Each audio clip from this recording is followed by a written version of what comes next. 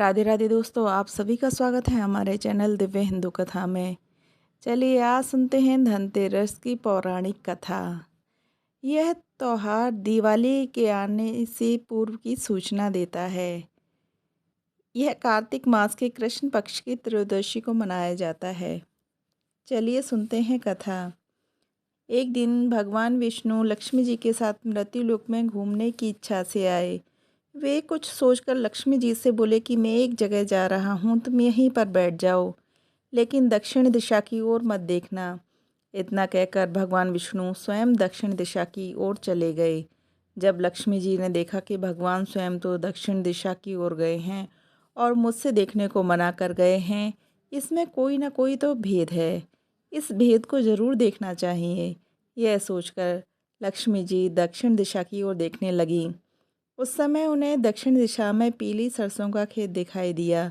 उसे देखकर लक्ष्मी जी की आंखें ललचाईं और उस खेत में जाकर उन्होंने अपना श्रृंगार किया। श्रृंगार करके आगे कुछ बढ़ी तो गन्ने का खेत दिखा। गन्ना देखकर उस खेत में से गन्ना तोड़कर चूसने लगी। इतने में ही वहाँ भगवान विष्णु आ गए और लक्ष्मी जी को देखकर वह बहुत क्रोधित हुए। दूसरे जब उनके हाथ में गन्ने देखे तो कहने लगे, तुमने खेत में से गन्ने चोरी कर कर खाए हैं, यह बहुत बड़ा अपराध है। इसके बदले में तुमको इस गरीब किसान की 12 वर्ष तक सेवा करनी होगी। यह सुनकर लक्ष्मी जी घबरा गईं, परंतु जो बात भगवान के मुख से निकल गई वह उनको पूरी करनी थी। भगवान लक्ष्मी जी को छोड़कर क्षीर सागर में चले गए। लक्ष्मी जी भगवान की आज्ञा मानकर उस किसान के घर चली गईं और उस किसान की नौकरानी बनकर उसकी सेवा करने लगीं। जिस दिन लक्ष्मी जी किसान के घर में पहुंची, उस दिन से किसान का घर धन धान्य से पूर्ण हो गया। इस प्रकार 12 वर्ष बीत जाने पर जब लक्ष्मी जी जाने लगीं, तब किसान ने उन्हें जाने से रोक लिया। 12 वर्ष बीत जाने पर विष्णु भगवान ने देखा कि लक्ष्मी जी नहीं आई, तो वह किसान के घर गए और लक्ष्मी जी से चलने के लिए कहने लगे, परंतु किसान ने लक्ष्मी जी को जाने नहीं दिया। तब भगवान विष्णु बोले, अच्छा, तुम अपने परिवार सहित गंगा स्नान के लिए जाओ और गंगा जी में से इन 4 कौड़ियों को छोड़ देना।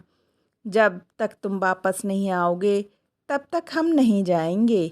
किसान ने ऐसा ही किया। जब वह गंगा जी में जैसे ही कौड़ी को छोड़ने लगा, वैसे ही गंगा जी में से 4 हाथ निकले और चारों कौड़ियों को ले गए। तब किसान ने ऐसा देखा तो वह गंगा जी से कहने लगा, हे गंगा मैया, तेरे अंदर से 4 हाथ किसके निकले? तब गंगा जी कहने लगी, हे किसान, ये चारों हाथ मेरे ही थे। तू जो ये कौड़ियाँ मुझे भेंट करने के लिए लाया है, सो तुझको किसने दी? तब किसान बोला, मेरे घर में 2 प्राणी स्त्री और पुरुष आए हैं, उन्होंने ही ये कौड़ियाँ दी हैं। अब गंगा जी बोली, तेरे घर में जो औरत रहती है वह साक्षात लक्ष्मी जी है और जो आदमी आया है वह भगवान विष्णु है। तू लक्ष्मी जी को मत जाने देना, नहीं तो तू पहले की तरह गरीब हो जाएगा। यह सुनकर वह गंगा स्नान करके वापस अपने घर आया और भगवान से कहने लगा, मैं लक्ष्मी जी को घर से नहीं जाने दूंगा।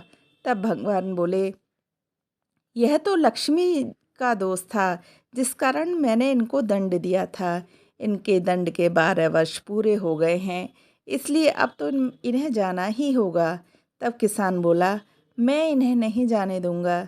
तब भगवान हंसकर कहने लगे, हे किसान, लक्ष्मी बड़ी चंचल है, ये आज नहीं तो कल तेरे घर से अवश्य चली जाएंगी।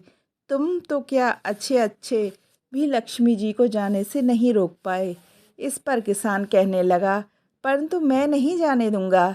दोनों की वार्ता को सुनकर लक्ष्मी जी बोली, हे किसान, यदि तुम मुझे रोकना ही चाहते हो तो सुनो, कल तेरस है, सो तुम अपने घर को लीप पोत कर साफ सुथरा रखना और रात्रि को घी का दीपक जलाना। उस समय मैं तुम्हारे घर में आऊँगी, तब तुम मेरी पूजा करना, परंतु मैं तुम्हें दिखाई नहीं दूंगी। किसान ने कहा, अच्छा, मैं ऐसा ही करूँगा। इतना कहकर लक्ष्मी जी 10 दिशाओं में फैल गईं और भगवान देखते ही रह गए। दूसरे दिन तेरस को किसान ने लक्ष्मी जी के बताए अनुसार ही कार्य किया। उसका घर धन धान्य से पूर्ण हो गया। अब तो वह किसान हर साल तेरस को लक्ष्मी जी की पूजा करने लगा। उसको देखकर सभी लोग धनतेरस को लक्ष्मी जी की पूजा करने लगे। जैसे तुम उस गरीब किसान के घर आई, वैसे ही सबके घर आना। तो दोस्तों, आपको कहानी कैसी लगी हमें ज़रूर बताएं और हमारे चैनल को सब्सक्राइब ज़रूर करें। राधे राधे दोस्तों।